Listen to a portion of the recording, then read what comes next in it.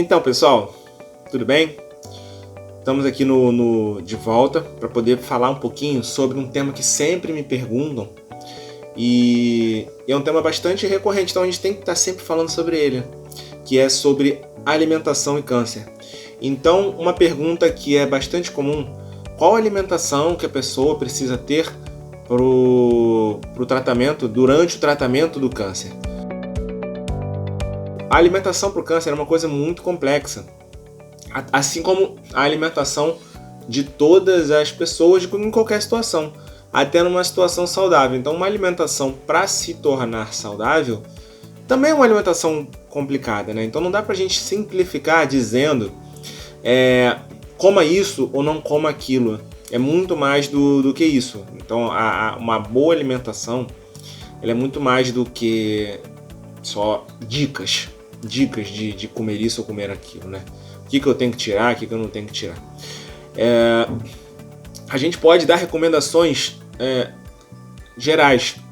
Por exemplo, evitar alimentos industrializados, preferir alimentos mais naturais, dentro dos naturais, se possível, alimentos orgânicos, né? Então, quando a gente fala de evitar industrializados, a gente está falando para procurar o que então no lugar de alimentos industrializados? Frutas, verduras, legumes, carnes, alimentos que vêm da natureza, da forma que eles estão da natureza. E, se possível, orgânicos, né? Ou seja, criados de uma forma ali sem agrotóxicos, sem pesticidas, sem antibióticos, sem substâncias químicas, de uma forma mais natural possível, é o ideal. Lógico que às vezes o custo não é acessível, um pouco mais caro, e aí a gente precisa pesar na balança o uso de orgânico, mas os naturais a gente pode utilizar. A gente pode fazer uma feira, a gente pode ir no mercado só na seção de legumes, verduras e de carnes, né? Então essa é uma grande dica assim, de tipo de alimentos que a gente pode utilizar. Mas, de uma forma geral, a alimentação é muito individualizada, né? Então é bem específico, porque tem até certos alimentos industrializados que até cabem numa alimentação de uma pessoa. E, por exemplo, inclusive até mesmo os alimentos bons, os alimentos saudáveis, alguns legumes, por exemplo, né, alguns grãos, eles podem fazer mal dependendo da pessoa. A gente pode dar um grande exemplo aqui.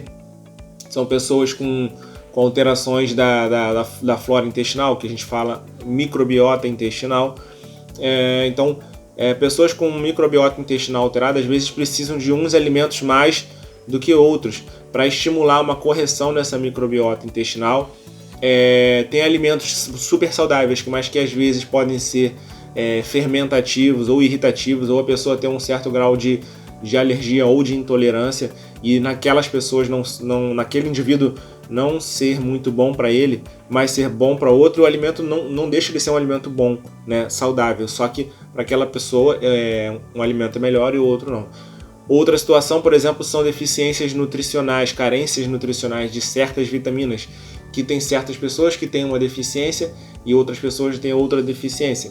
E aí, às vezes, essa diferença ali de deficiência de vitamina faz com que você precise dar um foco mais em alguns alimentos do que outros alimentos para cada pessoa. E, inclusive, até mesmo retirar alguns alimentos, que às vezes a alimentação pode interferir na absorção de certos nutrientes de um alimento com outro, mesmo com alimentos saudáveis, né? Independente deles serem orgânicos ou naturais. Tá? Então, mas sim, a gente pode dar recomendações gerais, que é mais ou menos o que eu falei, né? Uma alimentação de qualidade, uma alimentação saudável, sem produtos químicos, né?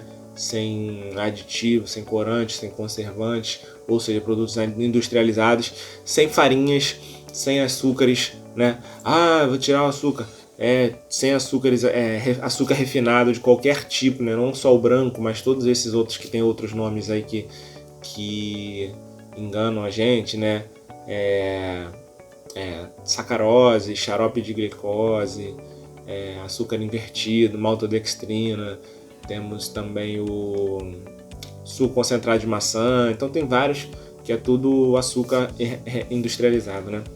E dentro das farinhas também, mesmo farinha branca, farinha integral, todas as farinhas de preferência evitar. Lógico, tem pessoas que cabem, tem pessoas que não cabem, que dá para utilizar, tem pessoas que não dá para utilizar, mas de uma forma geral evitar usar o mínimo possível. E então assim, essa é uma forma de alimentação. Lógico, paciente com câncer em tratamento que esteja numa situação de desnutrição, às vezes eles vão até ser permitido um pouco mais de alimentos, até mesmo industrializados, mais calóricos, só para tirar aquela pessoa daquela situação. Então a gente não quer, às vezes, talvez o mais saudável ali. Às vezes a gente quer o mais que vai tirar a pessoa do risco de vida. Então o que é mais importante? Comer saudável ou correr risco de vida? Então às vezes a gente pesa na balança também e abre muitas exceções para quando uma pessoa está numa situação de risco de desnutrição, por exemplo. Então a alimentação para o câncer é muito individualizada, tá? Mas de uma forma geral é isso, alimentos naturais, tá? E evitar os industrializados.